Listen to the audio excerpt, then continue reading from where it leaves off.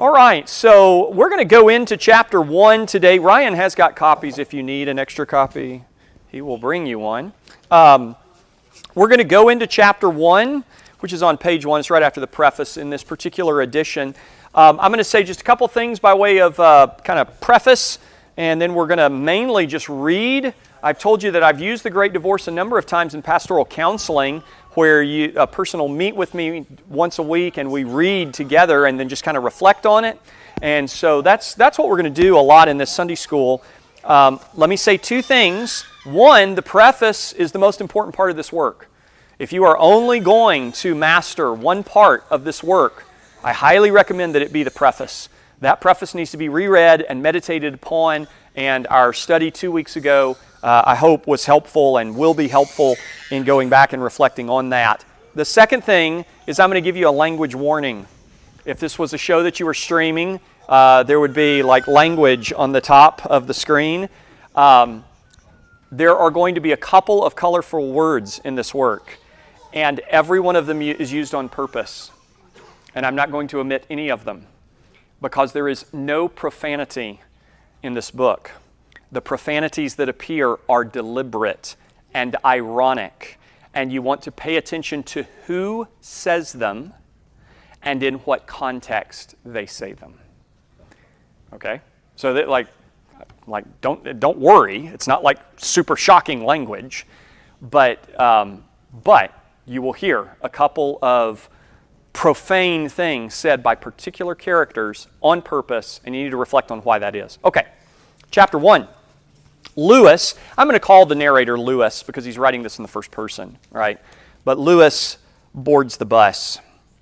I seemed to be standing in a busy queue by the side of a long, mean street. Evening was just closing in and it was raining. I had been wandering for hours in similar mean streets, always in the rain and always in evening twilight. Time seemed to have paused on that dismal moment when only a few shops have lit up, and it is not yet dark enough for their windows to look cheering. And just as the evening never advanced to night, so my walking had never brought me to the better parts of the town. However far I went, I found only dingy lodging houses, small tobacconists, hoardings from which posters hung in rags, windowless warehouses, goods stations without trains, and bookshops of the sort that sell the works of Aristotle. I never met anyone. But for the little crowd at the bus stop, the whole town seemed to be empty. I think that was why I attached myself to the queue. I had a stroke of luck right away, for just as I took my stand, a little waspish woman who would have been ahead of me snapped out at a man who seemed to be with her, "Very well then, I won't go at all, so there," and left the queue.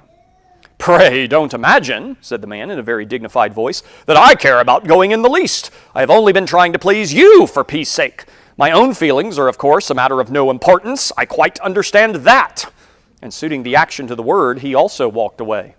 Come, thought I, that's 2 places gained.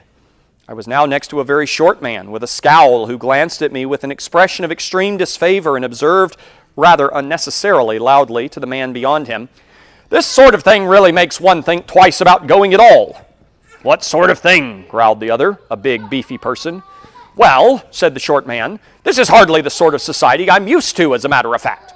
"Huh," said the big man, and then added with a glance at me, "Don't you stand any sauce from him, mister. You're not afraid of him, are you?"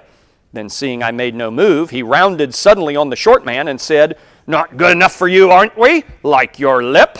Next moment, he had fetched the short man one on the side of the face that sent him sprawling into the gutter. Let him lay, said the big man to no one in particular. "I'm a plain man, that's what I am, and I ought to have my rights same as anyone else, see?" As the short man showed no disposition to rejoin the queue and soon began limping away, I closed up, rather cautiously, behind the big man and congratulated myself on having gained yet another step.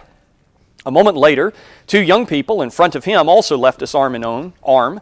They were both so trousered, slender, giggly, and falsetto that I could be sure of the sex of neither, but it was clear that each for the moment preferred the other to the chance of a place in the bus. "We shall never all get in," said a female voice with a whine in it from some 4 places ahead of me. "Change place with you for 5 bob, lady," said someone else. I heard the clink of money, and then a scream and the female voice mixed with roars of laughter from the rest of the crowd. The cheated woman leaped out of her place to fly at the man who had bilked her, but the others immediately closed up and flung her out. So, what with one thing and another, the queue had reduced itself to manageable proportions long before the bus appeared. So, the story begins in Greytown. This gray town, a dismal place, it's always twilight, and it's always raining.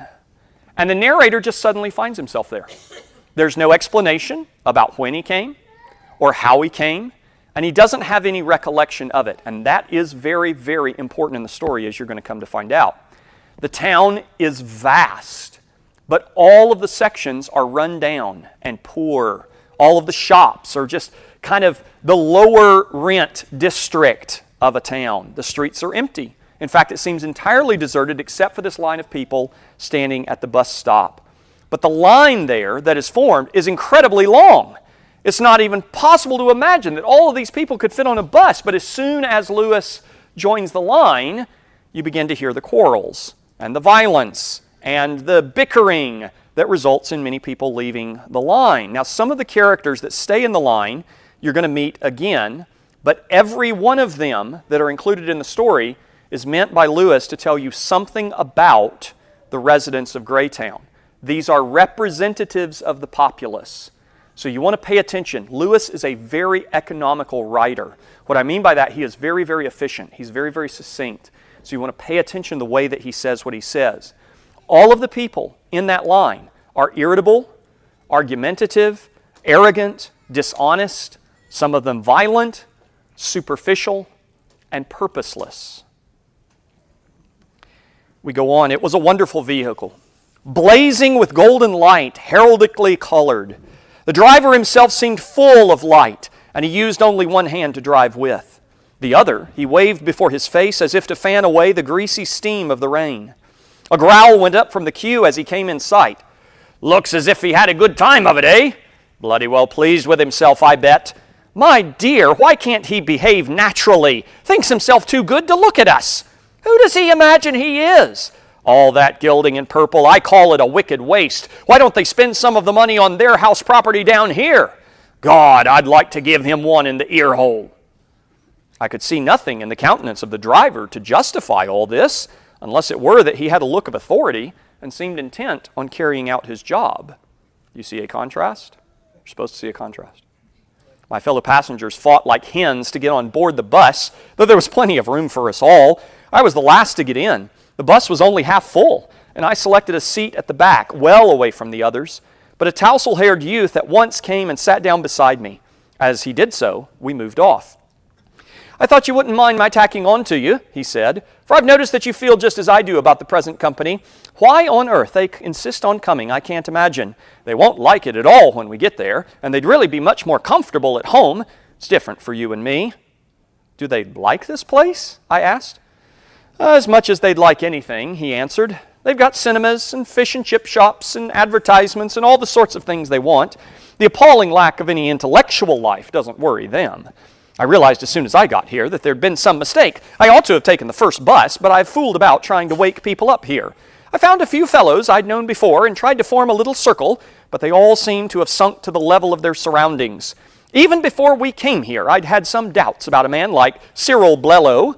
I've always thought he was working in false idiom, but he was at least intelligent. One could get some criticism worth hearing from him, even if he was a failure on the creative side. But now he seems to have nothing left but his self-conceit. The last time I tried to read him some of my own stuff, but wait a minute, I'd just like you to look at it." Realizing with a shudder that what he was producing from his pocket was a thick wad of typewritten paper, I muttered something about not having my spectacles and exclaimed, "Hello, we've left the ground." We've left the ground. It was true. Several hundred feet below us, already half hidden in the rain and mist, the wet roofs of the town appeared, spreading without a break as far as the eye could reach. So the bus shows up, and it is blazing with light, a golden light, a warm light that is a sharp contrast to everything else in Greytown. It is royally colored, right? The heraldic coloring of the bus. Royal colors suddenly appears. The driver's driving with one hand, waving the mist and smog of Greytown away from his face with the other. And rather than be glad to see it or impressed by the appearance of the bus, all of the people in the line are immediately bitter and resentful and critical of the bus and of the operator, wanting to actually punch him because they just don't like the expression. The bus is spacious. There's plenty of room for everyone there, but they fight like animals to get on board and for each of their seats. And Lewis is then joined by a young man, whom you're going to learn more about here in just a minute. He begins describing the people of the gray town and imagines that he himself, of course, is of a higher order. He's complaining about the self-conceit of other people, and yet did you listen to the way that he talked? You're going to see more. And then suddenly, Lewis, who is trapped by this young man who just keeps talking and wants him now to read whatever he's written, suddenly Lewis looks out the window and realizes they're not driving, they're flying. Chapter 2. I was not left very long at the mercy of the tousle-headed poet because another passenger interrupted our conversation. But before that happened, I had learned a good deal about him. He appeared to be a singularly ill-used man. His parents had never appreciated him, and none of the 5 schools at which he had been educated seemed to have made any provision for a talent and temperament such as his. To make matters worse, he had been exactly the sort of boy in whose case the examination system works out with the maximum unfairness and absurdity.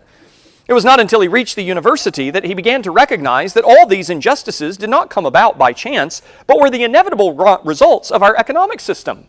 Capitalism did not merely enslave the workers, it also vitiated taste and vulgarized intellect, hence our educational system, and hence the lack of recognition for new genius.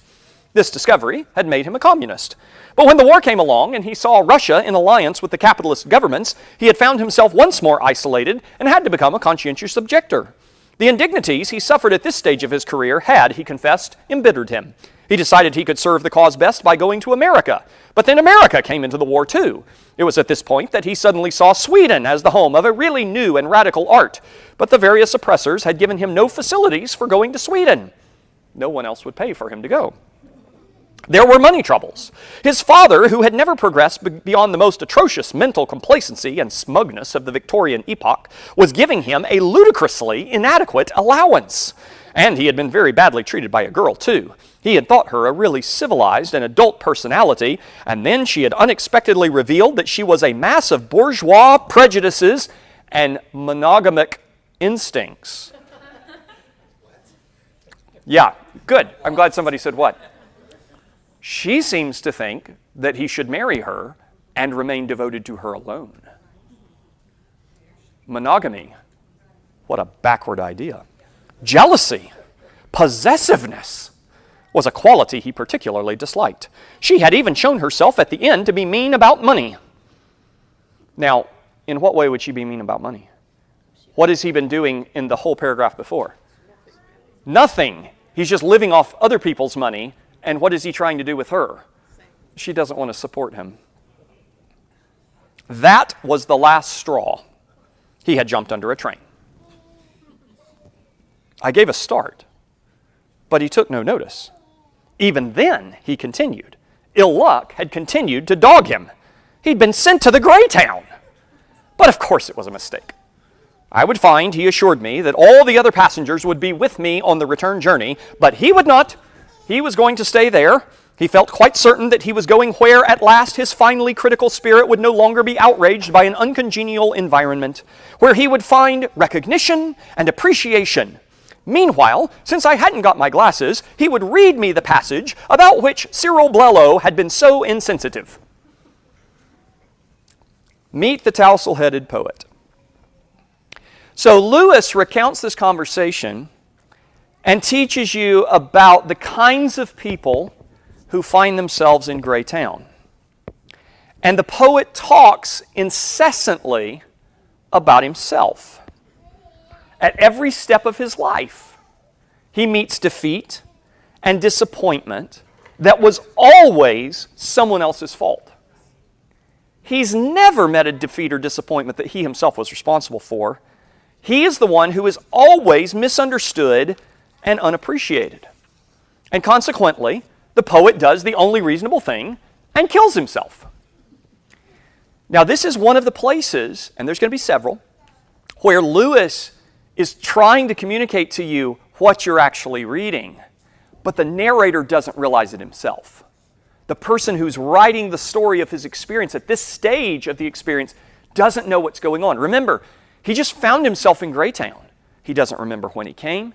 He doesn't know how he got there. You've got to get to the end of the book to find out what's actually happening.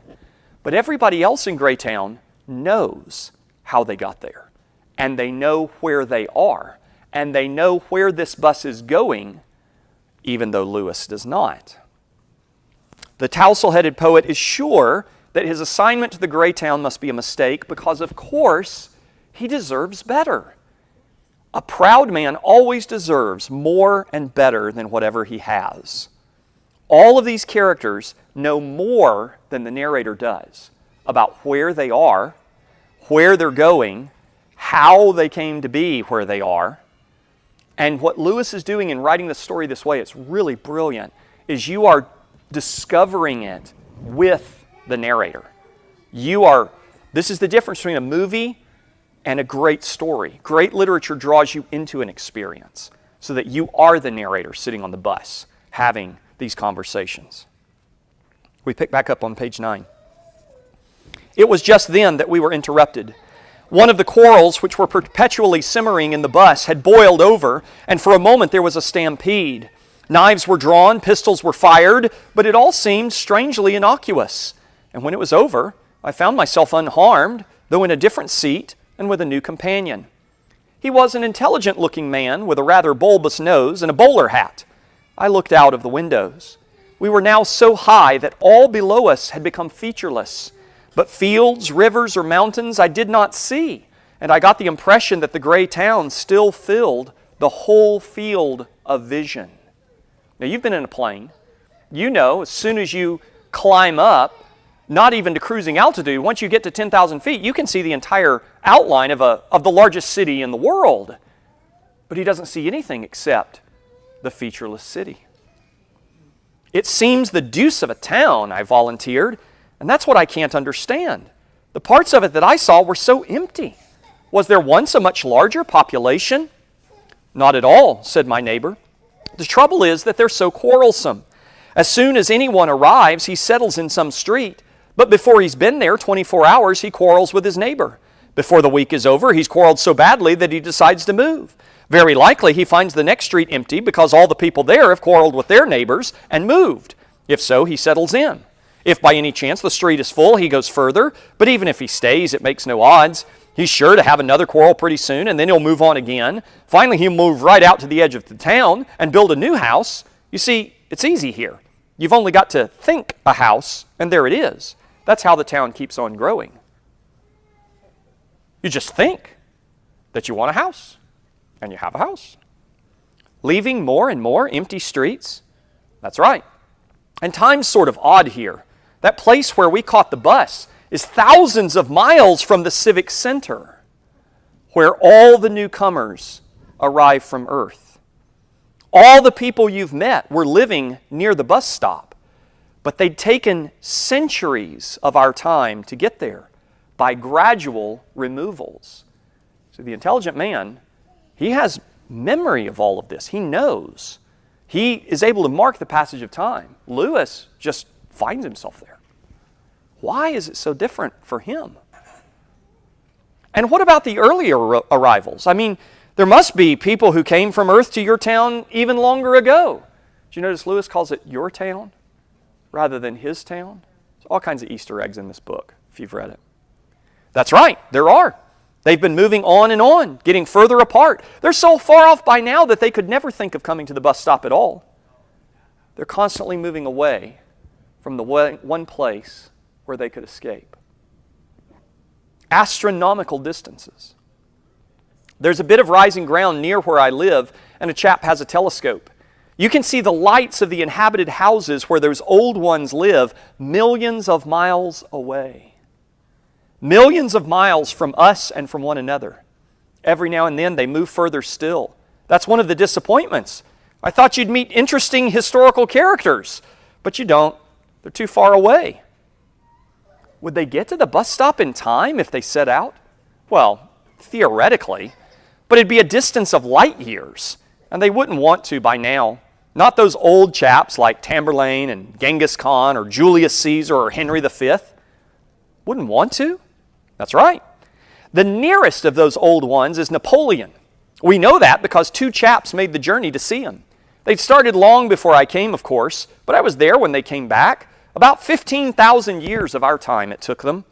We've pricked out his house by now, just a little pinprick of light and nothing else near it for millions of miles. But they got there? That's right. He built himself a huge house, all in the Empire style, rows of windows flaming with light, though it only shows as a pinprick from where I live. Did they see Napoleon? That's right. They went up and looked through one of the windows. Napoleon was there all right. What was he doing? Walking up and down all the time, left, right, never stopping for a moment.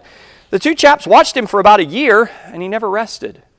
And muttering to himself all the time, it was Sol's fault. It was Ney's fault. It was Josephine's fault. It was the fault of the Russians. It was the fault of the English. Like that all the time. Never stopped for a moment. A little fat man, and he looked kind of tired, but he didn't seem to be able to stop it.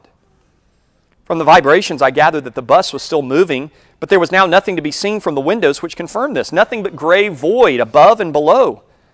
Will the town go on spreading indefinitely, I said. That's right, said the intelligent man, unless someone can do something about it. How do you mean? Well, as a matter of fact, between you and me and the wall, that's my job at the moment. What's the trouble about this place? Not that people are quarrelsome. That's only human nature and was always the same even on earth. The trouble is they have no needs. You get everything you want. Not very good quality, of course, but by just imagining it. That's why it never costs any trouble to move to another street or build another house. In other words, there's no proper economic basis for any kind of community life. If you know anything about the history of philosophy, sociology, economics, you will recognize the argument that he's making. If you don't, just enjoy the story. If they needed real shops, chaps would have to stay near where the real shops were. If they needed real houses, they'd have to stay near where builders were. It's scarcity that enables a society to exist. Well, that's where I come in. I'm not going on this trip for my health. As far as that goes, I don't think it would suit me up there. But if I can come back with some real commodities, anything at all that you could really bite or drink or sit on, what do you not have in Greytown? Why, at once you'd get a demand down in our town. I'd start a little business. I'd have something to sell. You'd soon get people coming to live near. Centralization. 2 fully inhabited streets would accommodate the people that are now spread over 1 million square miles of empty streets. I'd make a nice little profit and be a public benefactor as well. You mean if they had to live together, they'd gradually learn to quarrel less? Well, I don't know about that. I dare say they could be kept a bit quieter. You'd have a chance to build up a police force, knock some kind of discipline into them. Anyway, here he dropped his voice, it'd be better, you know. Everyone admits that. Safety in numbers. Safety from what? I began, but my companion nudged me to be silent. I changed my question. But look here, said I. If they can get everything just by imagining it, why would they want any real things, as you call them? Eh? Oh, well, they'd like houses that really kept out the rain. Their present houses don't? Well, of course not. How could they? What the devil is the use of building them then? The intelligent man put his head closer to mine. Safety again, he muttered. At least the feeling of safety. It's all right now, but later on, you understand. What? Said I, almost involuntarily sinking my own voice to a whisper. He articulated noiselessly, as if expecting that I understood lip reading. I put my ear up close to his mouth. Speak up, I said. It will be dark presently, he mouthed. You mean the evening is really going to turn into a night in the end? He nodded. What's that got to do with it? Said I. Well, no one wants to be out of doors when that happens. Why? His reply was so furtive that I had to ask him several times to repeat it. When he had done so, being a little annoyed, as one so often is with whisperers, I replied without remembering to lower my voice. Who are they? I asked. And what are you afraid they'll do to you? And why should they come out when it's dark? And what protection could an imaginary house give if there was any danger? The intelligent-looking man in a bowler hat. There's a fight on the bus. That was a long reading. Remember how they got there? There's a fight on the bus. Knives, guns, nobody's hurt. But when it's over, it's just gone. It's just done. Lewis finds himself sitting next to another man, an intelligent-looking man with a bulbous nose and a bowler hat, who begins explaining the oddity of Greytown to Lewis, still without revealing what it is or where it is. Did you notice that Lewis does not see a large population in Greytown? The city is vast, but 2 streets could house all of the inhabitants. But every inhabitant is a quarrelsome person. No one's able to get along. They keep moving further and further away because everyone in Greytown is alone. Houses and structures appear simply by thinking about them, but they're apparitions, not reality. They can't keep out the rain because all of the houses are ghosts. The intelligent-looking man is an economist who plans to introduce commerce by importing real goods, as he describes it, from wherever it is that the bus is going. He knows he doesn't belong wherever they're going. He knows that he belongs in Greytown. And his plan is driven by fear, not primarily by greed and not by nobility. There's greater safety in numbers because soon it's going to be dark and then they will come. Page 15. "Here," shouted the big man. "Who's talking all that stuff? You stop your whispering, you two, if you don't want to hide and see. Spreading rumors, that's what I call it. You shut your face, Ikey, see?" "Quite right. Scandalous. Ought to be prosecuted. How did they get on the bus?" growled the passengers. A fat, clean-shaven man who sat on the seat in front of me leaned back and addressed me in a cultured voice. "Excuse me," he said, "but I couldn't help overhearing parts of your conversation. It is astonishing how these primitive superstitions linger on. I beg your pardon. Oh, God bless my soul, that's all it is. There is not a shred of evidence that this twilight is ever going to turn into a night. There has been a revolution of opinion on that in educated circles. I am surprised that you haven't heard of it. All the nightmare fantasies of our ancestors are being swept away. What we now see in this subdued and delicate half-light is the promise of the dawn. The slow turning of a whole nation towards the light, slow and imperceptible, of course, and not through eastern windows only. When daylight comes in the light. And that passion for real commodities which our friend speaks of is only materialism, you know. It's retrogressive, earthbound, a hankering for matter. But we look on this spiritual city, for with all its faults, it is spiritual, as a nursery in which the creative functions of man, now freed from the clogs of matter, begin to try their wings. A sublime thought. Do you recognize that character? I was preaching about him earlier. He is a Gnostic. He is a very enlightened person. You're going to see more. All of the occupants are angry that the intelligent man and Lewis are conversing about the darkness, but this fat man with a clean face begins pontificating in this cultured, educated way. He's obviously a member of the intelligentsia, and he's far too wise to believe those superstitious tales about darkness. Instead, he sees the grayness of the town just the other way. It's not becoming darker, it's going to become lighter. This is the beginning of the dawn, and then the city will be bathed in light. As soon as we are freed from materialism, as soon as we are freed from the idea of the real, the tangible, the physical, that's what we have to escape. But notice, the light that is coming doesn't come from one direction, the east, which is where it always comes. It comes from many directions. In other words, there's not one source of hope. There's not one source of light. There's not one source of salvation. Salvation is flowing from all directions. Do you see the point? Page 16. Hours later, there came a change. It began to grow light in the bus. The grayness outside the windows turned from mud color to mother of pearl, then to faintest blue, then to a bright blueness that stung the eyes. We seemed to be floating in a pure vacancy. There were no lands, no sun, no stars in sight, only the radiant abyss. I let down the window beside me. Delicious freshness came in for a second, and then, "What the hell are you doing?" shouted the intelligent man, leaning roughly across me and pulling the window sharply up. "Want us all to catch our death of cold?" "Eat him a biff," said the big man. I glanced around the bus. Though the windows were closed and soon muffed, the bus was full of light. It was cruel light. I shrank from the faces and forms by which I was surrounded. They were all fixed faces, full not of possibilities, but impossibilities. Some gaunt, some bloated, some glaring with idiotic ferocity, some drowned beyond recovery in dreams, but all in one way or another distorted and faded. One had a feeling that they might fall to pieces at any moment if the light grew much stronger. Then there was a mirror on the far end of the bus. I caught sight of my own. And still, the light grew. The journey is continuing for hours and hours, but suddenly there begins to be a lightness outside. The fresh air from that country is delicious to behold and repulsive to everyone except Lewis inside that bus. And as the light grows, Lewis is able to recognize the faces that he did not recognize in dimness, and what he sees frightens him. They're all distorted and faded. They're on the cusp of disintegration. And then he looks at the mirror at the other end of the bus and sees his own face. Chapter 3. A cliff loomed up ahead.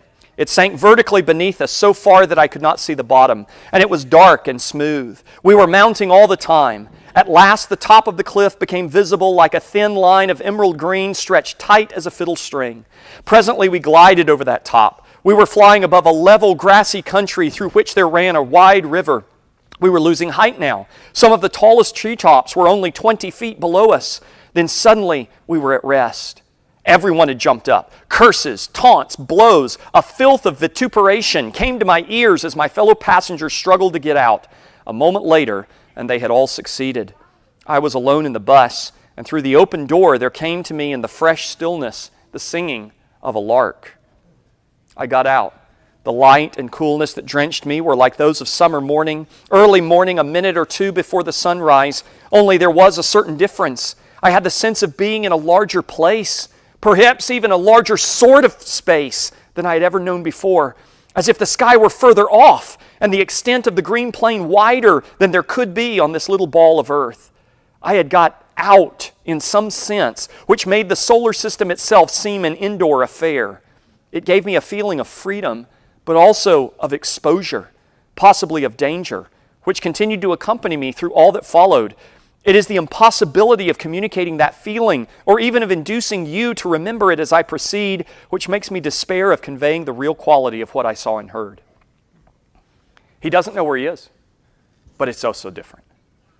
Bright light, fresh, delicious air, the sounds of birds, and a vastness that dwarfs the solar system in which we live. A plane of green that would not fit on this planet. A sense of immensity that makes this universe feel small. And he says, because it is impossible to convey what that felt like, and because it's impossible to convince you to remember that this is what it felt like through the rest of the story, I despair of adequately conveying what all of this was. At first, of course, my attention was caught by my fellow passengers who still grouped about in the neighborhood of the omnibus, though beginning, some of them, to walk forward into the landscape with hesitating steps. I gasped when I saw them. Now that they were in the light, they were transparent. Fully transparent when they stood between me and it, smudgy and imperfectly opaque when they stood in the shadow of some tree. They were, in fact, ghosts. Man-shaped stains on the brightness of that air. One could attend to them or ignore them at will, as you do with the dirt on a window pane. I noticed that the grass did not bend under their feet. Even the dewdrops were not disturbed. Then some readjustment of the mind or some focusing of my eyes took place, and I saw the whole phenomenon the other way round. The men were as they had always been, as all the men I had known had been perhaps. It was the light, the grass, the trees that were different, made of some different substance, so much solider than things in our country that men were ghosts by comparison. Moved by a sudden thought, I bent down and tried to pluck a daisy which was growing at my feet. The stalk wouldn't break. I tried to twist it, but it wouldn't twist. I tugged till the sweat stood out on my forehead and I had lost most of the skin off my hands. The little flower was hard, not like wood or even like iron, but like diamond. There was a leaf, a young, tender beech leaf lying in the grass beside it. I tried to pick the leaf up. My heart almost cracked with the effort, and I believe I did just raise it. But I had to let it go at once. It was heavier than a sack of coal. As I stood recovering my breath with great gasps and looking down at the daisy, I noticed that I could see the grass was not only between my feet, but through them. I also was a phantom. Who will give me words to express the terror of that discovery? Golly, thought I, I'm in for it this time. By the way, have you noticed the patterns of speech are different between Lewis and the others who curse in the story? That's on purpose. You're supposed to pay attention to that. As the people step off the bus, begin to look around, the first thing Lewis notices is that he can see through them. They're ghosts, smudgy in appearance, insubstantial, unable even to bend the grass they walk upon, whereas the objects, even the light and the air of that world, are so solid and substantial that they are real. And Lewis says, maybe this is how the men have always been that I've known. If you're familiar with Lewis, you understand that he refers to this life as the Shadowlands. We live in the Shadowlands, and God is calling us to the reality of the light. The heavenly and eternal is the real. The damned exist, but they don't have life. Just a couple more pages, we're done. Long after that, sorry, I skipped over a little bit. Here we go. Page 22. I don't like it! I don't like it! Screamed a voice. It gives me the pip! Means she was irritated. One of the ghosts had darted past me back into the bus. She never came out of it again, as far as I know. The others remained uncertain. Hi, mister, said the big man, addressing the driver. When have we got to be back? You need never come back unless you want to, he replied. Stay as long as you please. There was an awkward pause. This is simply ridiculous, said a voice in my ear. One of the quieter and more respectable ghosts had sidled up to me. There must be some mismanagement, he continued. What's the sense of allowing all that riffraff to float about here all day? Look at them. They're not enjoying it. They'd be far happier at home. They don't even know what to do. I don't know very well myself, said I. What does one do? Oh, me? I shall be met in a moment or two. I'm expected. I'm not bothering about that. But it's rather unpleasant on one's first day to have the whole place crowded out with trippers. Damn it, one's chief object in coming here at all was to avoid them. Why did he want to get on the bus? Did you hear that? He drifted away from me, and I began to look about. In spite of his reference to a crowd, the solitude was so vast that I could hardly notice the knot of phantoms in the foreground. Greenness and light had almost swallowed them up, but very far away I could see what might be either a great bank of clouds or a range of mountains. Sometimes I could make out in it steep forests, far withdrawing valleys, and even mountain cities perched on inaccessible summits. At other times it became indistinct.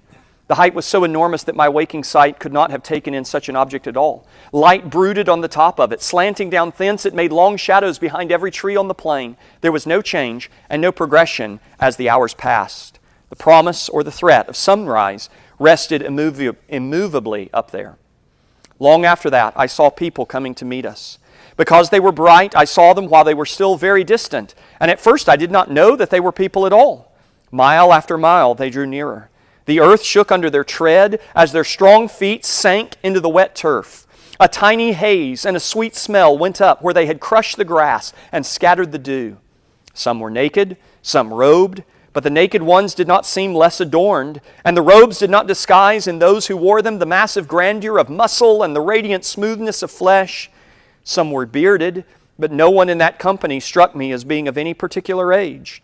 One gets glimpses, even in our country, of that which is ageless, heavy thought in the face of an infant, and frolic childhood in that of a very old man. Here it was all like that. They came on steadily. I did not entirely like it. 2 of the ghosts screamed and ran for the bus. The rest of us huddled close to one another. The ghosts can stay as long as they want to, but even here on the outer reaches of heaven, they remain irritated, unhappy, and hostile. Even one of the more respectable ghosts admits he only got on the bus to get away from the rest of them. And then the inhabitants of that heavenly country begin to approach, visible long before they arrive because they shine and their footsteps shake the earth. They belong to that land. The grass crumples under them, and their appearance is awesome. And some are clothed and some are not, but they are all gorgeous. And by the way, Lewis does this in a few stories. If you've read Perelandra, you understand how he presents the idea of a non-erotic nudity, okay? Which we can't fathom in this, you just can't imagine that. Their faces and bodies are ageless. They are neither youthful and immature nor elderly. They're just glorious. Just glorious. Okay. As we read through the book, and it's going to be in fits and starts because of interruptions in our schedule, this is what we're going to do. There are going to be some places where I'm going to pause and I'm going to point out certain features that you might not have noticed. I'm going to invite you to reflect on it. I'm not going to do this like a traditional Sunday school class. I've done this with a lot of people. You can tell me this is the wrong way to do it. But I don't think it's really helpful just to give you a list of questions and say, describe this character, or what do you think this means, or what is that about? I'd rather just read it with you in a way that I hope awakens your imagination, makes you pay attention to it, and then you begin connecting the dots, right? But that's chapters 1 through 3, okay?